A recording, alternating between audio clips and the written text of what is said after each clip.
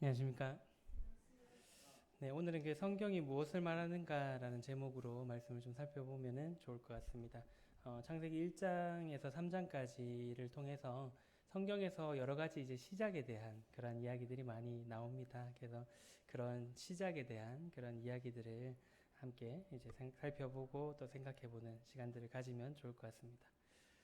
어, 말씀을 이제 본격적으로 시작하기 전에 재밌는 발명품을 좀 한번 소개를 시켜드릴까 합니다. 혹시 이게 뭔지 아십니까? 써보신 적이 없으시죠? 이게 금붕어 계란 불리기. 제가 좋아하는 일본 애니메이션 중에 도라에몽에서 나올 만한 그런 예, 이름인데요. 보통 이제 그 간식을 만들거나 디저트 만들 때 흰자랑 노른자랑 이렇게 구분을 해야 되는 경우들이 간혹 있습니다. 그럴 때 이제 요 옆에 있는 그릇에다가 계란을 일단은 깨고요. 그러면은 요 금붕어를 갖다 대가지고 배를 이렇게 노른자 위에 갖다 놓고 쏙 누르면은 그 입으로 노른자만 쏙 빨려 올라가는. 그래서 이제 옆에다가 다시 배를 누르면 그 노른자만 또 툭 뱉어내는 그런 겁니다. 뭐 편리할 것 같기도 하고요. 아니면 이제 보통 흰자 그 반을 깨가지고 이렇게 그 계란 껍질 안에서 이렇게 분리를 하는 경우들도 많이 있는데 그렇게 하면 이제 껍질도 들어갈 수 있고 하다 보니까 이런 이제 발명품이 나왔다라고 합니다. 자, 그 다음에는 이제 스파게티면 측정 틀입니다. 스파게티 한번 끓여보신 적 있으신가요? 물론 이제 요즘에 그 밀키트로 딱 정량으로 나오는 것들은 그냥 그대로 그 소스만큼 해서 다 끓이면 뭐 문제가 없습니다. 근데 항상 이제 스파게티를 해보면 이제 고충 중에 하나가 너무 많이 했거나 아니면 너무 적게 면을 넣어가지고 어, 어려운 부분들이 있습니다. 그래서 여기 보시면은 이제 그림이 세 가지가 틀이 세 가지가 있죠. 말 그림이 하나 있고요. 지금 스파게티 면이 말에 들어가 있는데요. 그 옆에가 여자 모양, 그 옆에가 남자 모양, 그 옆에가 좀 작은 사람 모양입니다. 그래서 아이들이 먹을 양만큼을 측정할 때 그 안에 요 제로축에 있는 요 틀에 맞게 이렇게 스파게티 면을 넣으면 아이들이 먹기에 적당한 양, 그 다음에 남자가 먹기에 적당한 양, 여자가 먹기에 적당한 양. 요 말은 뭘까요?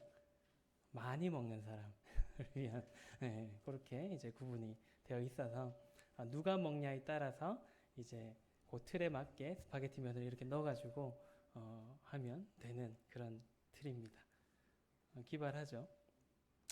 그 다음은 이제 한 번쯤은 겪어보셨을 것 같은데요. 저도 이제 쓰는 콘센트 중에서 그 전원이 좀 큰 놈들 있잖아요. 작은 것들은 상관이 없는데 큰 거를 이렇게 꽂으면은 그 멀티탭이 이제 5구짜리도 있고 3구짜리도 있고 이렇습니다만은 옆에 간섭이 생기면 실제로 5구지만은 3개밖에 못 쓰는 경우들도 간혹 있거든요. 그래서 이제 요게 이제 어떤 크기가 쓸 수 있든 상관없이 이렇게 돌려가지고 어, 편리하게 어떤 방향으로 이렇게 꽂을 수 있도록 해서 5개의 멀티탭이면 5개를 다 쓸 수 있도록 하는 그런 이제 기발한 또 편리한 그런 발명품입니다. 마지막으로는 이제 아이들 키워보신 예, 부모님들이라면 이제 고충을 아실 것 같은데 아이들을 씻길 때 너무 애길 때는 목에 힘도 없고 하다 보니까 보통 이렇게 눕혀가지고 목을 받치고 머리를 이렇게 감겨주는 그래서 안 그래도 이제 출산으로 인해서 몸이 약해져 있는데 팔도 아프고 그런 이제 고충들이 있어서 이제 머리에다가 이런 캡을 씌우면 이렇게 위에서 물을 뿌려도 이제 눈에 안 들어가는 뭐 그런 발명품 아기 샤워 캡이라는 이제 발명품입니다. 어, 사람들은 이제 필요에 의해서 이런 기발한 그런 발명품들을 만듭니다. 그죠? 우리가 쓰고 있는 휴대폰 얼마나 대단한 발명품입니까? 예전에 같으면 제가 어, 대학교 1학년 때 2000년도거든요. 2000년도만 해도 그 휴대폰을 이제 좀 보급이 되기 시작했던 그쯤인데 그때는 휴대폰으로 뭘 할 수 있었을까요? 전화하고 문자 보내는 그래도 굉장히 획기적이었습니다. 왜냐하면 그 전 시대가 뭘 썼었죠? 삐삐 썼거든요.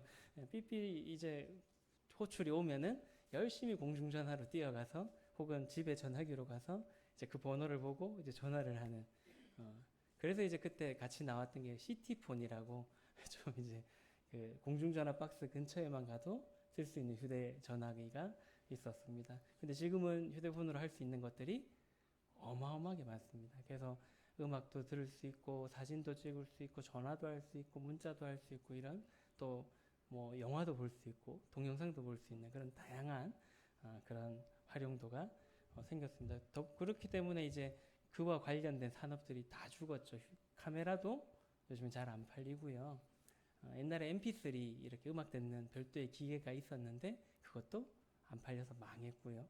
뭐 하여튼 여러 가지 산업에 영향을 끼쳤습니다만은 그런 기발한 발명품들이 지금도 많이 나오고 있습니다. 앞으로 어떻게 더 많이 발전될지 우리가 예측할 수 없을 만큼 그런 발명품들이 많이 나오고 있습니다. 대부분 이러한 것들을 말씀드렸던 것처럼 사람들의 편의를 위해서 이렇게 좀 똑똑하신 저희보다 조금 더 똑똑하신 분들이 이제 이런 발명품들을 만드시게 되고요. 그래서 그렇게 하면서 이제 어떠한 작은 분야의 그런 발명품들이 시작을 해서 점점 세월이 지나면서 더 좋은 제품들을 만들게 됩니다. 세상의 모든 것들, 우리가 사용하고 있는 모든 것들은 시작이 있습니다. 누군가가 그거를 만들어서 이렇게 시작이 됩니다. 우리가 쓰고 있는 이 전기도 우리가 아는 것처럼 에디슨이 이렇게 발명을 해서 이제 우리 편리하게 등도 켜고 뭐 밥솥에 꽂아가지고 밥도 하고 충전도 하고 뭐 여러 가지 용도로 쓰고 있습니다. 그래서 누군가에 의해서 어떠한 목적을 가지고 모든 것들이 만들어진다라는 것입니다. 그래서 우리는 오늘은 그러한 이제 시작에 대한 그러한 이야기들을 좀 나누면 좋을 것 같고요. 그래서 우리가 살고 있는 이 세상이 어떻게 시작되었는지, 또 우리 사람은 또 어떻게 시작되었는지, 또 죄라는 것, 죄는 또 어떻게 시작되었는지, 또 그와 함께 하나님의 사랑이 또 어떻게 시작되었는지 한번 말씀을 통해서 살펴보면 좋을 것 같습니다.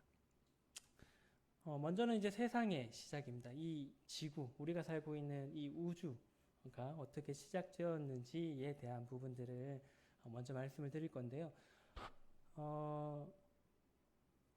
과학 시간에 우리가 학교에서는 이 시작을 우주의 시작, 이 지구의 시작을 큰 폭발이 일어나서 시작되었다라고 우리가 학교에서 배우고 있습니다. 우연히 지구와 우주가 어떠한 폭발이 뻥 일어났는데 이제 별들도 생겨나고 이제 달들도 생겨나고 뭐 여러 가지들이 생겨났다라는 것이 과학 시간에 실제로 우리가 배우고 있는 과학이거든요. 그게 이제 보통 얘기하기는 빅뱅 우주론, 뭐 대폭발설 뭐 이런 식으로 표현을 하면서 과학을 얘기하고 있습니다. 혼란스러워서요. 예. 그래서 이제 빅뱅 우주론에 대해서 이제 백과사전에 이렇게 찾아보게 되면은요, 약 137억 년 전에 점과 같은 어떠한 것들이 있었는데 초기의 우주가 매우 높은 온도와 밀도에 의해서 뻥 이렇게 터졌다. 그러면서 이제 지금처럼 팽창된 우주가 만들어졌다라는 이론이 아까 말씀드렸던 빅뱅 우주론, 대폭발설이라고 이제 얘기를 합니다. 이렇게 보셨던 것처럼 뻥 터지면서 우주가 생겼다라는 이론이 바로 이러한 이론인데요. 하지만 이 이론에는 한계가 있습니다. 뭐 처음에 생겼던 그 점과 아까 말씀드렸던 뭐 온도와 밀도가 어떻게 생겼냐라는 부분들도 해결이 되지 않고요. 또 이러한 우연히 폭발이 일어난 이런 우연 속에서 어떻게 우리가 살고 있는 이러한 정교한 우주와 지구가 생길 수 있냐라는 겁니다. 이 이론을 좀 쉽게 우리 현실 속에서 좀 적용을 해보면 이렇습니다. 여기가 어딘가요? 우리가 있는 대구 중흥로 교회 건물입니다. 지금 여러분들이 우측에 있는 사진은 여러분들이 지금 앉아 계신 예배당의 모습이고요.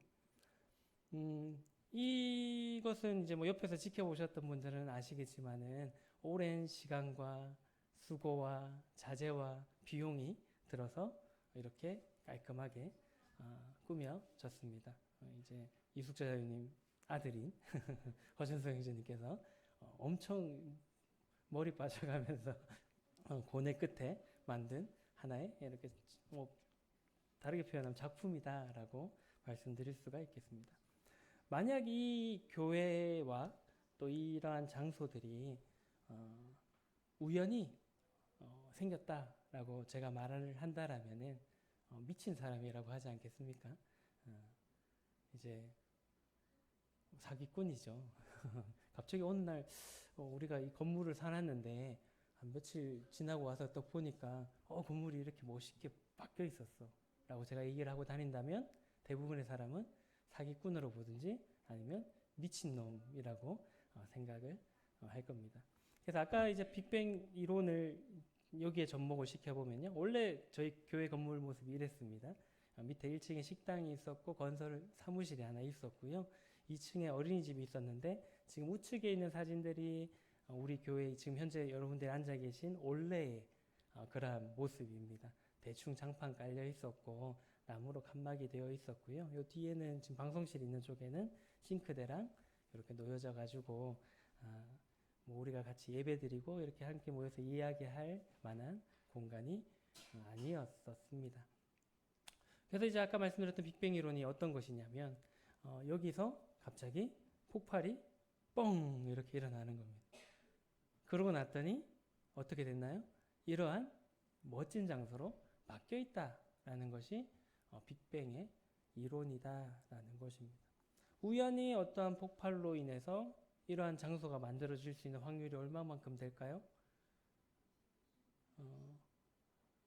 어제 이제 로또가 하도 논란이 돼가지고요.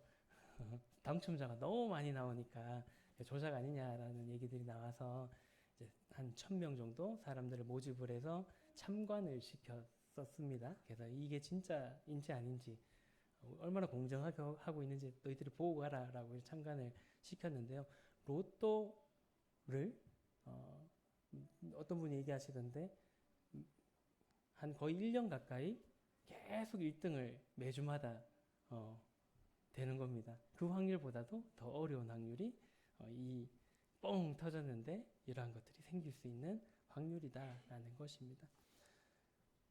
이렇게 얘기하면은 다들 그래 교회가 뭐 어떤 건물이 우연히 뭔가 폭발로 인해서 만들어질 수는 없지라고 일반적으로 상식적으로 우리는 생각을 합니다. 근데 우주는 뻥 터져가지고 우연히 생겼다라고 하면 그게 과학적이야. 그게 과학이야 라고 사람들이 얘기한다라는 거죠. 실제로 이제 과학의 탈을 쓴 또 다른 종교입니다. 믿음이 있어야 되는 뻥 터졌는데 지구가 여기 딱 위치 정중앙에 딱 있고요. 옆에 태양이 제자리를 탁 잡고 또 지구 주변으로 달이 일정하게 돌아가고 있고요. 지구와 달은 또 태양을 일정한 궤도로 매년 우리가 돌아가고 있습니다. 지금 우리가 느끼지는 못하지만 그러한 가운데 우리가 살아가고 있다라는 것입니다. 그래서 그러한 것들이 우연히 일어날 수 있냐라는 것이죠. 근데 우리는 그게 우연히 일어난다라는 것이 과학이다라고 이 세상에서는 얘기를 하고 있고 학교에서도 가르치고 있습니다. 그렇다면 이러한 이제 세상의 시작에 대해서 성경에서는 어떻게 얘기하고 있냐면요. 창세기 1장 1절에 말씀해 보시면 태초에 하나님이 천지를 창조하시니라. 하나님께서 이 세상을 만드셨다라고 이제 말씀을 하고 있습니다. 이 세상이 우연히 생긴 것이 아니라 하나님께서 계획하셔서 만들어진 하나님이 보시기에 정말 멋진 그러한 작품으로서 이 세상을 만드셨다라고 성경에서는 말씀하고 있습니다. 창세기 1장의 말씀을 이렇게 읽어보시면 하나님께서 6일 동안 이 세상을 창조하셨다라고 말씀을 하고 있거든요. 그래서 뭐 이렇게 우리가 사람들이 만드는 것처럼 뚝딱뚝딱뚝딱 이렇게 만드신 것은 아니고요.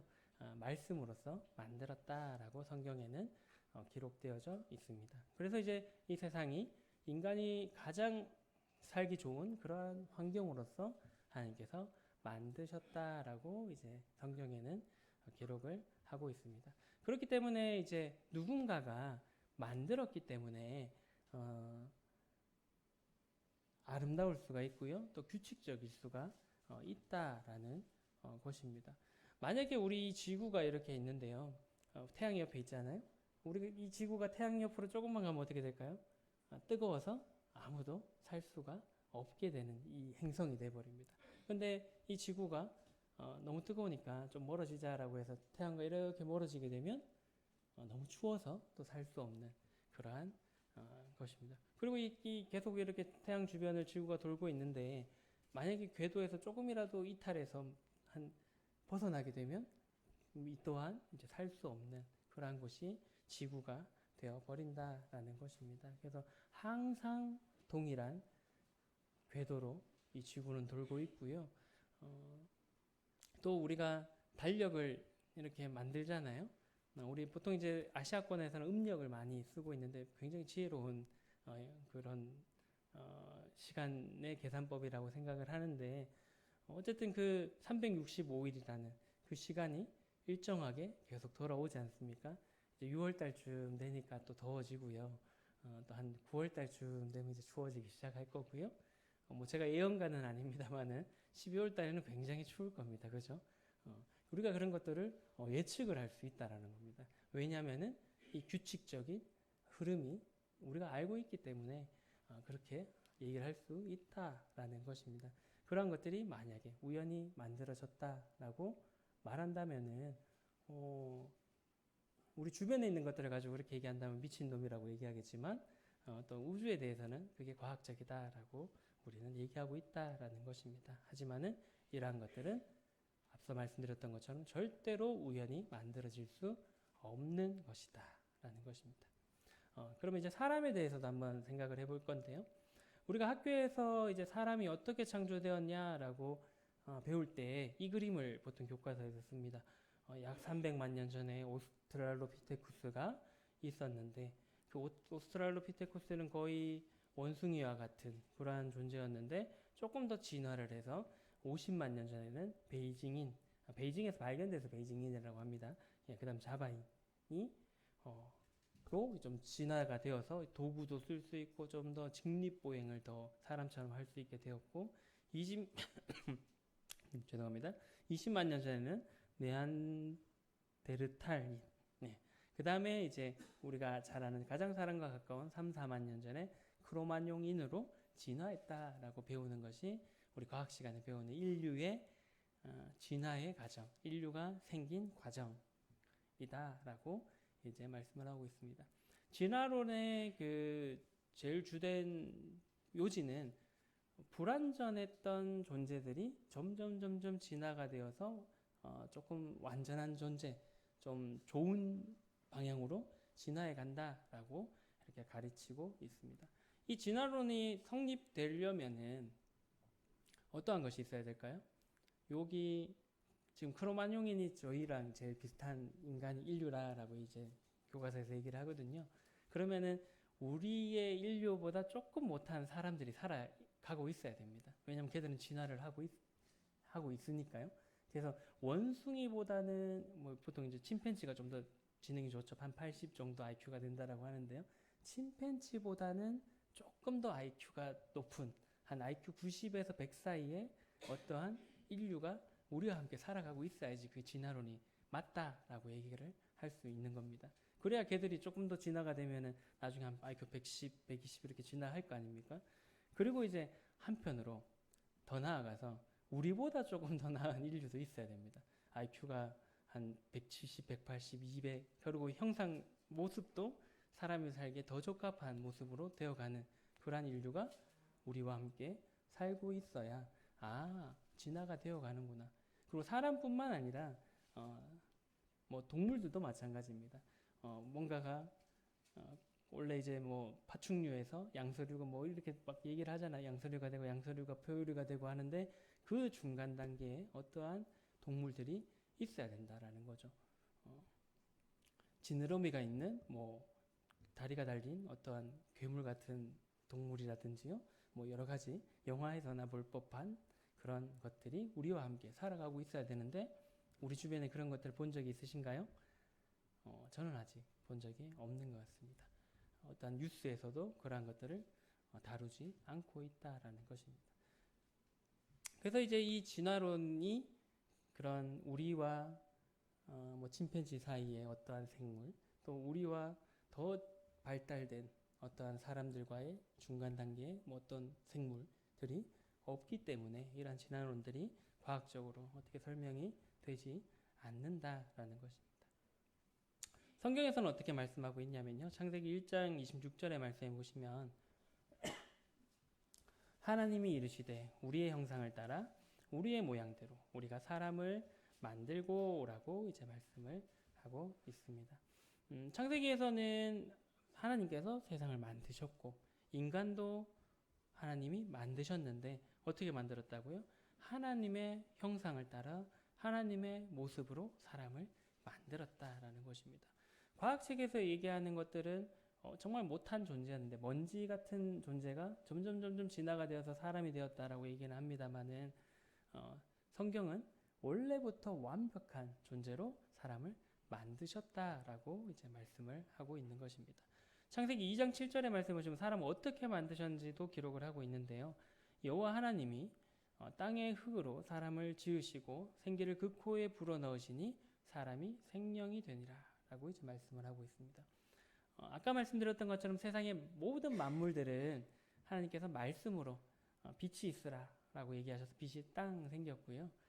뭐 이렇게 동물이 있으라 라고 했을 때 동물이 딱 생겼습니다. 근데 사람만큼은 그렇게 만들지 않으시고 흙으로 사람을 빚으시고 그 코에 생기를 넣었더니 사람이 되었다라고 이제 말씀을 하고 있는 것입니다.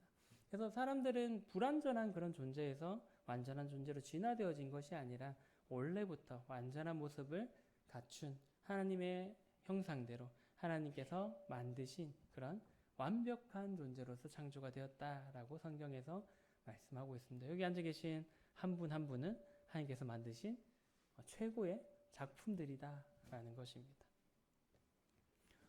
하지만은 지금은 인간의 그 모습이 별로 그렇게 완벽해 보이지 않잖아요.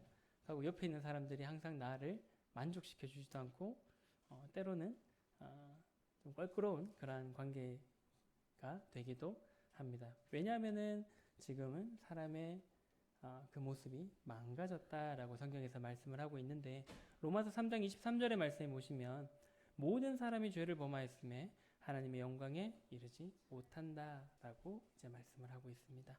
그래서 사람이 죄를 지으면서 하나님의 그런 완벽했던 하나님께서 만드셨던 그 모습들이 깨어졌다라고 이제 성경에서 말씀하고 있는 것입니다.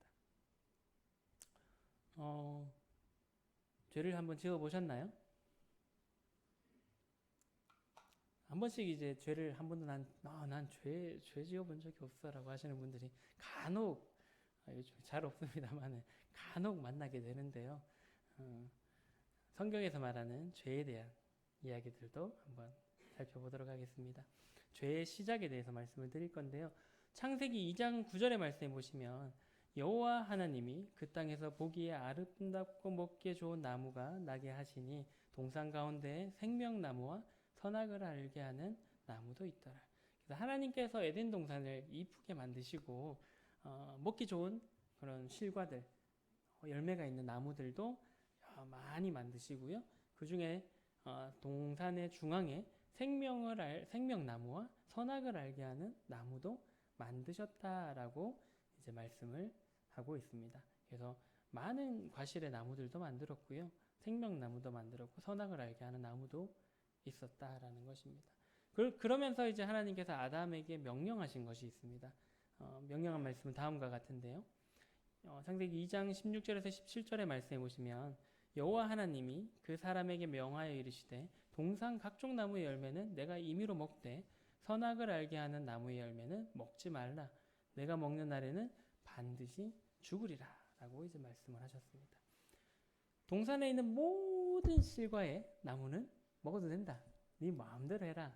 근데 딱 하나 선악을 알게 하는 나무의 열매는 먹지 말라라고 말씀하셨고요. 먹게 되면 어떻게 된다고요? 반드시 죽는다라고 이제 말씀을 하셨습니다. 사람이 참 웃긴 게요. 여러 가지를 주어지게 되면 그 여러 가지들을 누리는 것에 대해서 굉장히 감사합니다. 처음에는 굉장히 좋아하거든요. 근데 그 중에서 뭔가 하나를 하지 말라라고 얘기를 하면 괜히 반발심이 생깁니다. 왜 다 할 수 있는데 이거 하나만 못하게 하지? 그리고 이제 그거를 갖고 싶은 마음이 생기는 게 사람인 것 같습니다. 그래서 이제 아담도 그리고 이제 아담에게 주셨던 이제 아내였던 하와도 이제 그러한 마음들을 먹게 되는데요. 어떠한 일들이 있었는지 창세기 3장의 말씀 한번 읽어보도록 하겠습니다. 1절부터 7절까지의 말씀인데요. 제가 한번 읽어드릴 테니까 눈으로 한번 따라서 같이 읽어보시면 좋을 것 같습니다. 1절부터 읽어드리겠습니다. 그런데 뱀은 여호와 하나님이 지으신 들짐승 중에 가장 간교하니라. 뱀이 여자에게 물어 이르되 하나님이 참으로 너희에게 동산 모든 나무의 열매를 먹지 말라 하시더냐. 여자가 뱀에게 말하되 동산 나무의 열매를 우리가 먹을 수 있으나 3절입니다. 동산 중앙에 있는 나무의 열매는 하나님의 말씀에 너희는 먹지도 말고 만지지도 말라 너희가 죽을까 하노라 하셨느니라. 4절에 뱀이 여자에게 이르되 너희가 결코 죽지 아니하리라. 너희가 그것을 먹는 날에는 너희 눈이 밝아져 하나님과 같이 되어 선악을 알 줄 하나님이 아심이니라. 여자가 그 나무를 본즉 먹음직도 하고 보암직도 하고 지혜롭게 할 만큼 탐스럽기도 한 나무인지라. 여자가 그 열매를 따먹고 자기와 함께 있는 남편에게도 주매 그도 먹은지라. 이에 그들의 눈이 밝아져 자기들의 벗은 줄을 알고 무화과 나무 잎을 엮어 치마로 삼았더라. 어떠한 일이 있었는지 이제 말씀을 통해서 살펴보았는데요. 좀 말씀을 정리를 한번 해보도록 하겠습니다. 어느 날 이제 뱀이 하와가 이렇게 동산에 이렇게 거닐고 있는데 뱀이 하와한테 이렇게 다가옵니다. 그래서 뭐라고 했나요? 동산의 모든 나무의 열매를 하나님이 먹지 못하겠니? 라고 이제 물어봤습니다. 여자가 어떻게 대답했었나요?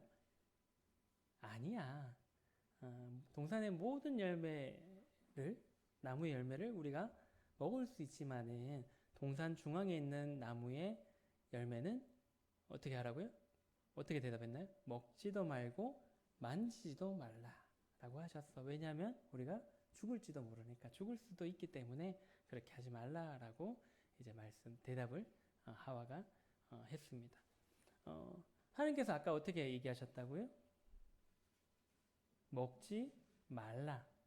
그 창세기 2장 17절에 요즘에 주일학교에서 아이들이 외우고 있는데요. 먹으면 어떻게 된다고요? 시아나? 반드시 죽는다라고 하나님께서 말씀하셨습니다. 근데 하와는 어떻게 대답을 했다고요? 동산 중앙에 있는 나무의 열매. 근데 동산 중앙에는 어떤 나무가 있었나요? 생명나무도 있었거든요. 생명나무는 하나님께서 먹든 말든 그 관여하시지 않았고요. 선악을 알게 하는 나무만 먹지 말라라고 하셨습니다. 그리고 하와는 또 어떻게 대답했냐면 먹지도 말고 만지지도 말라. 하나님께서 만지지 말라라는 얘기는 하시지는 않으셨습니다. 그리고 반드시 죽는다고 얘기했지만 하와는 죽을 수도 있어. 죽을 수도 있기 때문에 먹지도 말고 만지지도 말라고 하셨어. 만진다고 해서 죽는다고 하셨나요? 그것도 아니었습니다. 그렇다 보니까 이제 뱀이 요 여자가 하나님의 말씀을 정확하게 알지 못하고 있구나라고 하면서 이제 그 말씀을 파고듭니다. 그래서 뱀이 어떻게 얘기를 했나요? 하와에게 결코 죽지 않아. 너 절대 죽지 않아. 라고 여자를 안심시키고 이어서 어떻게 얘기했냐면 그걸 먹으면 하나님과 같아질까봐 하나님이 먹지 말라고 한 거야.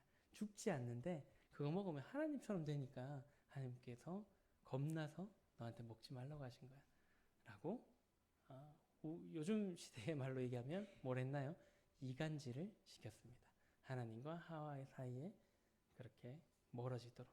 그렇게 얘기를 듣고 보니까 야 하나님 너무하시네 라는 생각이 안 들었겠습니까? 그렇구나. 하나님처럼 될까봐 못 먹게 했구나. 죽지도 않는데 거짓말하셨구나 라는 생각을 하와가 했을 거다라고 생각을 합니다. 그 얘기를 듣고 이렇게 선악과를 이렇게 하와가 바라보니까 어때 보였다고요? 먹음직스럽고 탐스럽고 먹으면 하나님처럼 될 것 같아 보였다라고 성경 기록을 하고 있습니다. 그래서 어떻게 했나요? 먼저는 본인이 선악과를 먹었고요. 그 다음 어떻게 해야 되나요? 사랑하는 남편도 나눠줘야죠. 집에서 다들 그렇게 하시잖아요. 내가 먹어보고 맛있으면 남편도 갖다 주고 자식들도 주시잖아요. 그런 마음으로 이제 하와도 남편이었던 아담에게 그 선악과를 주게 되었고 아담도 그 선악과를 같이 먹게 됩니다. 여기서 이제 우리가 궁금한 점이 생기시죠. 야, 뭐 그 선악과 하나 먹었다고 뭐 그게 그렇게 큰 죄가 돼? 라고 우리는 생각을 하게 됩니다. 왜 그것이 죄가 되는지에 대해서 한번 살펴볼 건데요. 먼저 이제 죄의 의미에 대해서 생각을 해보면 좋을 것 같고요. 성경에서 사용되는 죄의 원어의 다른 단어는 성경에서 기록될 때 이제 죄의 단어를 이 단어로 씁니다. 하마르티아라는 이제 단어를 쓰게 되고 이 단어의 뜻은 관역에서 벗어나다라는 의미의 뜻입니다. 우리가 이렇게 활을 이렇게 쏘잖아요. 우리나라가 제일 잘하는 올림픽에서 종목 중에 하나가 양궁입니다. 뭐 웬만하면 중간에 맞추고요. 좀 못하면은 9점. 진짜 막 바람이 많이 불고 뭔가 집중이 흐트러지면 8점 정도 이렇게 우리나라 양궁 선수들이 쏘잖아요. 근데 이제 이 죄라라는 뜻은 성경 원어에서 사용하는 그 단어의 뜻은 이 관역에서 벗어나는 것. 10점을 맞춰야 되는데 완전히 벗어나서 관역 자체를 맞추지 못하는 그러한 것들을 죄다라고 이제 말씀을 하고 있는 것입니다. 그 의미는 누군가가 세워놓은 그 기준에서 벗어난다. 양궁에서의 그 기준은 정중앙에 맞추는 것이잖아요. 근데 그 정중앙에서 벗어나게 되면 금메달을 따지 못합니다. 그런 것처럼 이제 죄라는 것은 어떠한 기준을 누군가가 세워놨는데 그 기준에 만족하지 못하는 그 기준에서 벗어나는 것을 죄다라고 얘기를 합니다. 우리가 살아가고 있는 이 대한민국에 어떠한 법들이 있나요? 우리도 법을 만들어 놨잖아요. 사람을 죽이면 요즘에 사형은 잘 안 시키더라고요. 좀 제도를 좀 부활을 해도 괜찮을 것 같긴 한데 보통 이제 한 20년 이하의 징역에 처하거나 정말 그것 무도하면 무기징역을 선고하기도 합니다. 그리고 우리가 이제 가장 가까운 곳에서 범할 수 있는 죄가 뭐가 있나요? 운전을 하고 갈 때 안전벨트를 하지 않으면 해야 되는 게 법이잖아요. 안 하면 범칙금 요즘 얼마인가요? 3만 원인가요? 4만 원? 더 비싼가요? 예, 하여튼 뭐 그렇답니다. 예, 하여튼 뭐 한 5만 원 가까이의 벌칙금이 주어지게 되고요. 그리고 이제 그 신호가 빨간불로 바뀌게 되면 멈춰야 되는데 멈추지 않고 통과를 하게 되면 그것도 벌칙금이 한 7만 원 정도 됐던 것 같은데 그리고 뭐 신호 과속을 하게 되면 뭐 4만 원, 좀 빨리 내면 3만 8천 원 해주기도 하고 뭐 그렇습니다. 그래서 우리도 이제 국민들의 안전과 그 어떠한 국가의 질서를 위해서 그러한 법들을 제정해 놓게 되고요. 제정해 놓은 그 법을 어기면 뭐 벌금을 내거나 징역을 살거나 지금은 뭐 아까 말씀드렸던 건 시행은 잘 안 하고 있습니다만은 최고의 법의 그 형량인 사형을 선고하기도 합니다. 그런 것처럼 이제 각 나라에도 그러한 법들이 제정이 되어 있고요. 그 법을 어기면 죄다라고 얘기를 하는 것처럼 성경에서 말하는 죄도 어떠한 기준, 하나님의 기준을 벗어나는 것을 죄다라고 이제 말씀하고 있는 것입니다. 그렇다면 이제 다시금 선악과의 이야기로 돌아와서요. 선악과를 먹은 것이 왜 죄가 되느냐? 첫 번째는 하나님이 먹지 말라고 했던 그 기준이 있었는데 아까 말씀드렸던 것처럼 그 기준을 인간이 벗어났기 때문에 그게 죄가 되는 것입니다.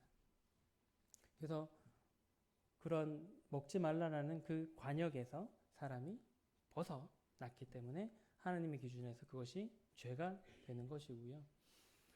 그 다음 두 번째는 그 하나님이 인간의 주인이 되셨었는데 원래는요. 근데 인간이 그 주인 되신 하나님을 거부한 사건이 이 선악과의 사건입니다. 하나님의 명령을 어겼을 뿐만 아니라 아까 뭐라고 했나요?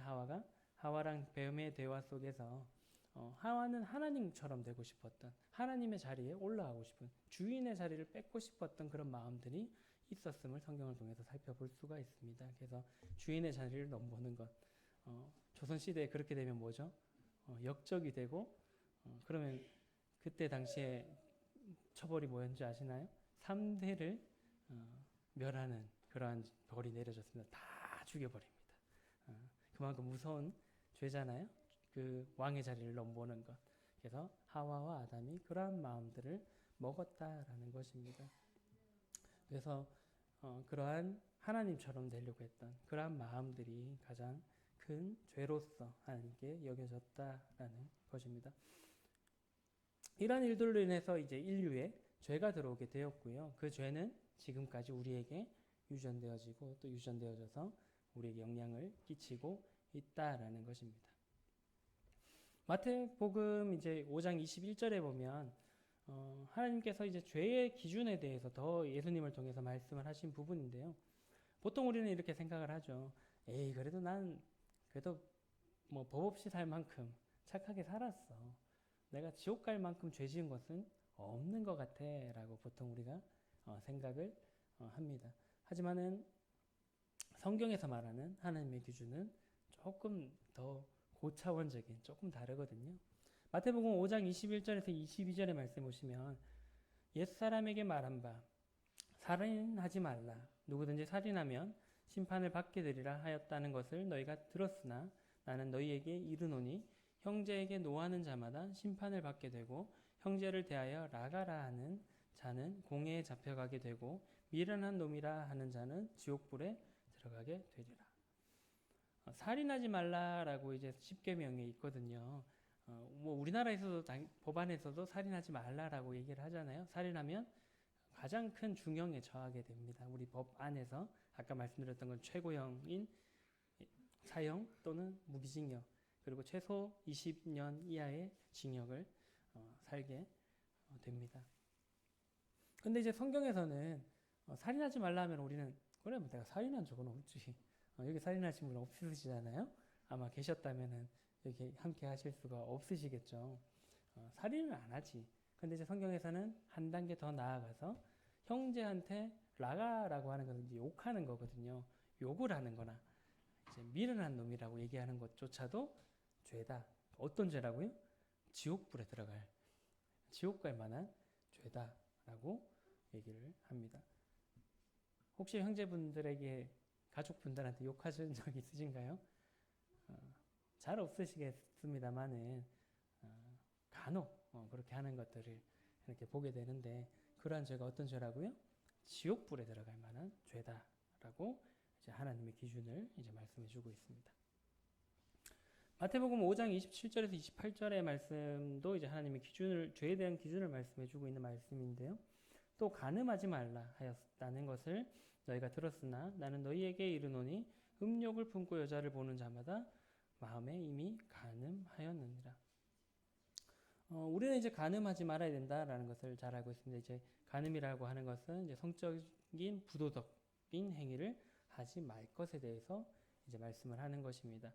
결혼한 남자가 다른 여자를 이렇게 품는 것, 그런 것들이 죄잖아요. 지금 뭐 우리나라 안에서도 그러한 것들이 대부분의 나라에서 그러한 것들이 죄가 되고 이혼의 사유가 됩니다. 근데 이제 성경에서 말하는 것은 그러한 이제 행위적으로 나타난 죄뿐만 아니라 마음으로 품은 것, 그런 것도 죄가 된다라는 것입니다. 동일하게 아까 이제 살인에 대한 이야기도 했는데요. 간혹 우리가 마음속으로 어떠한 사람들, 가족한테 그런 마음을 잘 품진 않습니다만은 뭐 직장 동료나 친구나 그런 다른 삼자에게 그런 마음들을 야, 진짜 죽여버리고 싶네 라는 마음들을 우리가 속으로 표출은 잘 안 하고요. 인간관계상 그렇게는 못하고 마음속으로 야, 정말 죽여버리고 싶네. 저 사람 죽었으면 좋겠네. 이런 마음들을 우리가 간혹 정말 화가 날 때 간혹 그런 생각들을 해보잖아요. 그런 것 또한 이미 살인한 것처럼 동일한 죄로서 하나님께서 보신다라는 것입니다. 그래서 이제 하나님께서는 이 모든 것에 대해서 행동으로 옮긴 것이나 마음속으로 생각한 것이나 동일하게 죄로 본다라는 것입니다. 왜냐하면 이제 생각에서 그 행동이 시작되기 때문에 이미 생각한 것을 행동한 것으로 여기시고 죄로 여기신다라는 것을 말씀해주고 있는 것입니다. 이렇게 생각할 때 세상에 죄를 안 지은 사람이 있을까요?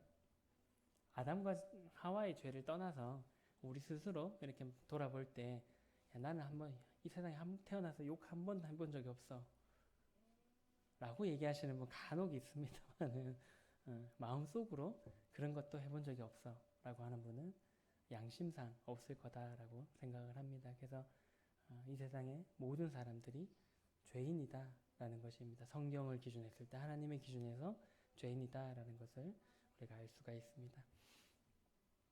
그렇다면 이제 선악과를 먹은 죄를 지은 결과가 무엇인지에 대해서 간략하게 한번 살펴볼 건데요. 선악과를 먹은 아담과 하와가 어떻게 되었는지 이제 3장 8절부터 이제 이야기가 나오는데요.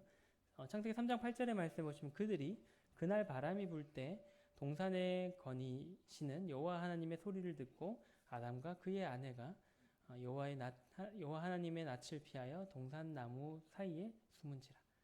원래 이제 아담과 하와는 하나님과 굉장히 친한 사이였거든요. 같이 얘기도 하고 같이 놀기도 하고 뭐 그런 친한 사이였는데 하나님의 음성을 선악과를 먹고 난 뒤에 들으니 겁이 났습니다. 그래서 숨었다라고 이제 말씀을 하고 있는 것입니다.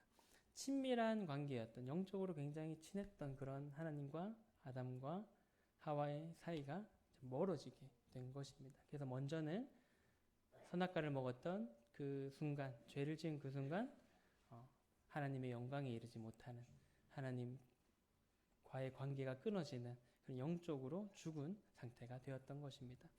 그리고 창세기 3장 16절의 말씀에 보시면 이제 여자분들에게 해당되는 건데요. 다 겪어보셨을 거라고 생각을 합니다만은 여자에게 이르시되 내가 내게 임신하는 고통을 크게 더하리니 내가 수고하고 자식을 낳을 것이며 너는 남편을 원하고 남편은 너를 다스릴 것이니라. 하와가 죄를 짓게 되면서 이제 임신하는 고통과 수고가 여자들에게 주어지게 되었고요. 그리고 이제 그 선악과를 먹는 죄를 유발했던 아내를 이제 남편이 다스리도록 하나님께서 하셨다라는 것입니다. 그리고 이제 남자에게도 그 죄에 대한 대가가 따르게 되었는데요. 창세기 3장 17절의 말씀에 보시면 아담에게 이르시되 내가 내 아내의 말을 듣고 내가 내게 먹지 말라 한 나무의 열매를 먹었은즉 땅은 너로 말미암아 저주를 받고 너는 내 평생에 수고하여야 그 소산을 먹으리라. 아담에게도 벌을 주셨는데 평생 수고해야 소산을 먹을 수 있게 되었다라는 것입니다. 지금 우리가 그런 세상에 살고 있잖아요. 수고 안 하면 굶어야 됩니다. 그래서 요즘에 뭐 남자 여자 다 이렇게 일을 하긴 합니다만은 이제 그래도 남자 쪽에 좀 더 많은 비중의 그런 일에 대한 부담이 있는 것은 사실입니다. 물론 이제 이 일에 대해서 하나님께서 저주를 하셔서 이렇게 수고하고 먹는 것이 되었지만은 원래 이제 이 수고하는 것, 일하는 것은 하나님께서 복 주신 것이었거든요. 근데 이제 그런 복이 저주가 되어서 이제 그런 부담으로서 인간들에게 그런 일들이 이제 주어지게 된 것입니다.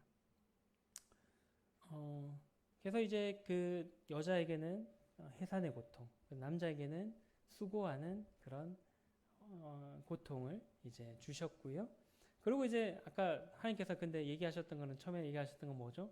정령 반드시 죽는다라고 하셨던 건 어떻게 됐나요? 지금 아담과 하와가 죽어 있는 상태인가요? 그렇지는 않습니다. 근데 그 말씀도 이루어지게 되는데요. 창세기 3장 18절에서 19절의 말씀에 보시면 땅이 내게 가시덤불과 엉겅퀴를 낼 것이니라 내가 먹을 것은 밭의 채소인즉 내가 흙으로 돌아갈 때까지 얼굴에 땀을 흘려야 먹을 것을 먹으리니 내가 그것에게서 취함을 입었습니다. 너는 흙이니 흙으로 돌아갈 것이니라. 남자가 이제 죄를 지으면서 얼굴에 땀을 흘려야 먹을 것을 얻을 수 있다라고 얘기를 하시면서 너는 그 땅에서부터 온 자니까 다시금 흙으로 돌아가게 될 거다. 이 말이 뭔가요? 우리가 죽으면 어디로 가나요? 땅으로 돌아갑니다. 요즘에는 화장을 많이 합니다만 어쨌든 화장을 하더라도 땅으로 뿌려지게 되고 물론 간혹 이제 강이나 바다에 뿌리기도 하는데 그 불법입니다. 하여튼 땅으로 이렇게 돌아가게 되는 것입니다. 그래서 이제 그 9절의 말씀처럼 육체적으로도 죽게 되는 그러한 결과를 이루어지게 되었고요. 중국의 진시황이 그렇게 죽지 않도록 노력하면서 불로초를 찾아다녔지만 그도 죽었던 것처럼 이 세상의 모든 사람들은 한 번은 죽게 되는 그러한 존재가 되었습니다. 그래서 이 실과를 선악과를 먹은 결과로서 육체적인 죽음을 인간들이 겪게 된 것입니다. 그러면서 이제 하나님께서 이 죄를 지은 인간들을 그냥 두셨을까요? 그렇지는 않습니다. 창세기 3장 15절의 말씀에 보시면 내가 너로 여자와 원수가 되게 하고 내 후손도 여자의 후손과 원수가 되게 하리니 여자의 후손은 내 머리를 상하게 할 것이요 너는 그의 발꿈치를 상하게 할 것이니라 라고 이제 말씀을 하셨습니다. 죄를 짓는 그 순간에 사랑이 많으신 하나님께서 그냥 야 너는 진짜 안 되겠다 하고 그냥 내버려 두신 것이 아니라 인간을 구원하실 그러한 계획을 세우셨는데 그 구원이 바로 여자의 후손을 통한 구원을 계획을 하셨던 것입니다. 이제 여자를 속인 뱀에게 하나님께서 저주를 하시는 장면이시거든요. 그래서 뱀에게 어떻게 얘기하셨냐면은 여자의 후손을 통해서 그 머리를 상하게 할 거고 너의 후손은 그 여자의 후손의 발꿈치를 상하게 할 거다라는 이제 구원의 계획을 얘기해 주셨던 것입니다. 그래서 죄 지은 사람이 멸망의 길로 가지 않도록 그런 계획을 세우셨던 것인데요. 마태복음 1장 21절의 말씀에 보시면 신약 시대로 넘어와서 이제 여자의 후손이 등장하게 됩니다. 마태복음 1장 21절에 아들을 낳으리니 이름을 예수라 하라. 이는 그가 자기 백성을 그들의 죄에서 구원할 자이심이라 하니라. 하나님께서 창세기에서 인간이 죄를 지었을 때 계획하셨던 그 여자의 후손인 하나님의 아들이신 예수 그리스도를 이 땅에 자기 백성들, 인간들을 구원할 자로서 이 땅에 보내셨다라고 이제 기록되어져 있습니다. 그리고 이제 이 구원의 방법에 대해서도 이제 말씀을 하시고 계획을 하셨는데요. 창세기 3장 21절의 말씀에 보시면 여호와 하나님이 아담과 그의 아내를 위하여 가죽옷을 지어 입히시니라. 요즘에 이제 가죽옷을 만드는 것 자체를 반대하시는 분들이 많이 있습니다. 왜냐하면 동물을 죽여야 가죽옷을 우리가 취할 수 있잖아요. 그렇기 때문에 그런 것들을 반대하시는 분들이 많이 있는데 이때 당시에 이제 아담과 하와가 죄를 짓고 이렇게 나뭇잎으로 옷을 지어 입었거든요. 나뭇잎의 한계가 뭔가요? 시간이 지나면 썩거나 이렇게 헤어지기가 쉽습니다. 그래서 몸을 가려줄 수가 부끄러움을 가려줄 수가 없거든요. 그래서 하나님께서 직접 동물을 통해서 가죽옷을 이렇게 입혀 주셔서 가죽옷으로 그들의 부끄러움을 이렇게 가려 주셨습니다. 가죽옷을 지어 입히기 위해서는 아까 말씀드렸던 것처럼 동물의 희생이 필요하고요. 그래서 하나님께서는 구원의 방법을 이러한 방법으로서 아담과 하와에게 나타내 보여주셨습니다. 우리에게도 동일하게 나타내 보여주셨고요. 누군가의 희생을 통한 우리의 부끄러움을 가리실 것을 이제 말씀해 주고 있는 것입니다. 그래서 인간의 구원을 위해서도 누군가의 희생이 필요한 것을 이제 보여주고 있으신 것입니다. 히브리서 9장 12절의 말씀에 보시면 염소와 송아지의 피로 하지 아니하고 오직 자기의 피로 영원한 속죄를 이루사 단번에 성소에 들어가셨느니라. 짐승의 피로서 예전에 그런 죄를 사하는 제사를 지냈었거든요. 근데 그러한 것이 아니라 자기의 피, 예수님의 피로서 영원한 속죄를 이루셨다라고 이제 말씀을 해주고 있는 것입니다. 그래서 우리가 더 이상 우리의 부끄러움을 가릴 만한 그러한 제사를 지낼 필요가 없게 되는 예수님의 피로서 우리의 죄를 씻으셨음을 말씀하고 있습니다. 요한복음 3장 16절에서 17절에는 또 이렇게 말씀하고 있는데요. 하나님이 세상을 이처럼 사랑하사 독생자를 주셨으니 이는 그를 믿는 자마다 멸망하지 않고 영생을 얻게 하려 하심이라.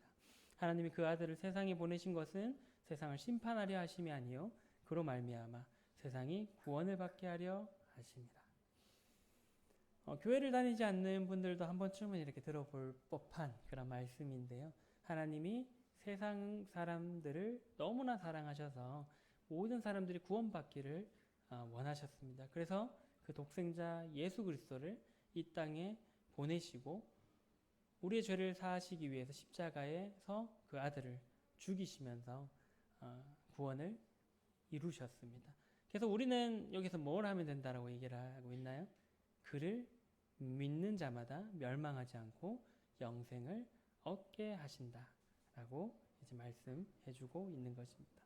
그래서 하나님께서 그 예수 그리스도를 이 땅에 보내신 것은 세상을 심판하려고 하는 것이 아니라 이 세상의 모든 사람들을 구원하시기 위해서 이 땅에 보내셨다라는 것입니다. 디모데전서에서 하나님의 마음을 잘 표현한 말씀이 있는데요. 디모데전서 2장 4절의 말씀에 보시면 하나님은 모든 사람이 구원받으며 진리를 아는 데 이르기를 원하시느니라. 하나님께서는 우리를 로봇과 같이 만들지 않으셨습니다. 무조건 하나님을 사랑할 수밖에 없는 그러한 존재로 만들지 않으셨다라는 겁니다.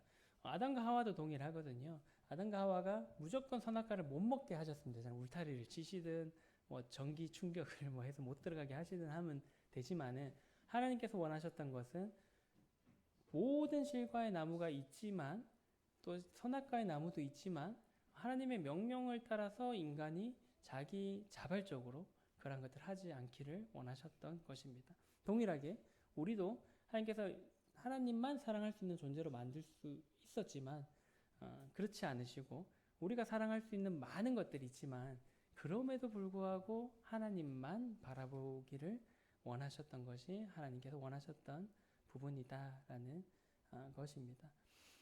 그래서 이제 우리가 우리 스스로 그러한 것들을 선택할 수 있도록 하셨고 인간의 선택은 하나님이 아니라 죄였던 것이었고요. 우리의 선택도 하나님이 아니라 우리 마음대로 살고자 하는 그러한 마음들이었습니다. 그래서 우리가 그렇게 살았기 때문에 아까 하나님께서 말씀하셨던 것처럼 반드시 죽는, 멸망해야 되는, 반드시 지옥에 갈 수밖에 없는 그러한 존재였습니다만은 하나님께서 본심은 사람들이 멸망당하는 것이 아니었다라는 거죠. 디모데전서 2장 4절에 나오는 것처럼 모든 사람이 그럼에도 불구하고 구원받기를 원하시는 것이 하나님의 본 마음입니다. 우리를 사랑하는 하나님의 마음이다라는 것입니다. 근데 이제 사탄은 이런 하나님의 본심을 흐트리고 있습니다. 야, 어떻게 사랑의 하나님이라면서 사람들을 심판하신데 지옥에 보낼 수가 있어 라고 얘기하지만 하나님의 본 마음은 그게 아니다라는 겁니다. 사람이 그러한 길을 선택하고 지금도 있다라는 거지 하나님께서 이 죄지은 인간 지옥 가 이런 마음을 가지고 계시지 않다라는 것입니다.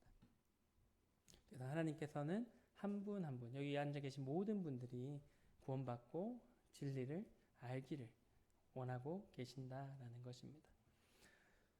이 그림은 이제 예수님께서 문을 이렇게 두드리는 그러한 그림입니다. 이 그림에 특이한 점을 발견하실 수가 있으실까요? 손잡이가 없습니다. 예수님께서 밖에서 문을 임의로 열 수가 없다라는 것입니다. 그럼 어떻게 해야 될까요? 안에서 누군가가 그 문을 두드리는 소리를 듣고 문을 열어줘야 된다라는 것입니다. 이 문은 바로 우리 마음의 문입니다. 예수님께서 지금도 막 두드리고 계십니다. 문 좀 열어줘. 내가 들어갈 수 있게 해줘. 나의 사랑을 좀 알아줘. 네가 구원받았으면 좋겠어. 이렇게 끊임없이 지금 문을 두드리고 계십니다. 그런데 우리가 그 마음의 문을 열지 않으면 예수님께서 그 문 안으로 들어오실 수가 없습니다. 그래서 여기 앉아 계신 모든 분들이 아직도 그 마음의 문을 굳게 닫고 또 요즘에 많이 자물쇠 많이 채우시잖아요. 위에도 채우고 밑에도 채우고 아래도 채우고 하지 마시고 지금이라도 예수님께서 여러분들의 마음의 문을 두드리는 그 소리를 들으셨다면은 미루지 마시고 마음의 문을 활짝 열고 구원자 되시는 예수 그리스도를 믿음으로써 받아들이시면은 좋을 것 같습니다. 그래서 여기 계신 모든 분들이 한 분도 빠짐없이 독생자 예수 그리스도를 통해서 이루어진 구원을 믿고 구원받아서 하나님의 자녀가 되는 그러한 복들을 누리시면은 좋을 것 같습니다. 그래서 나중에 멸망받는 그런 지옥의 길을 가는 것이 아니라 천국에 가는 그런 복된 길을 가시는 모든 분들이 되시면 좋을 것 같습니다. 네, 기도하고 시간 마치도록 하겠습니다. 사랑해 주님 감사를 드립니다. 저희들이 죄를 지어서 멸망받아서 지옥 갈 수밖에 없는 그러한 존재들이었는데 하나님께서 저희들을 사랑하여 주셔서 그 죄를 짓는 그 순간에 우리를 구원할 생각을 하시고 계획을 하시고 실행하여 주심에 감사를 드립니다. 그러므로 인해서 그 독생자 예수 그리스도를 통해서 우리가 믿음으로써 구원을 받는 그런 귀한 선물을 받을 수 있는 자들이 되게 하심을 인하여 감사를 드립니다. 여기 앉아 계신 모든 분들이 그런 하나님의 크신 사랑을 깨닫고 또 믿어서 또 주님을 주인으로서 받아들임으로써 우리가 구원받고 하나님의 자녀가 될 뿐만 아니라 하나님의 나라, 천국을 소망할 수 있는 자들이 될 수 있도록 하여 주시기를 원합니다. 저희들이 그런 은혜 가운데 살아갈 수 있는 자들이 되게 하여 주시고 또 우리가 그러한 은혜를 감사하며 찬양하는 자들이 될 수 있도록 인도하여 주시기를 원합니다. 다시 한 번 더 우리를 사랑하여 주시고 우리를 위해서 모든 것을 내어주신 주님께 감사를 드리며 예수님 이름으로 기도드렸습니다. 아멘.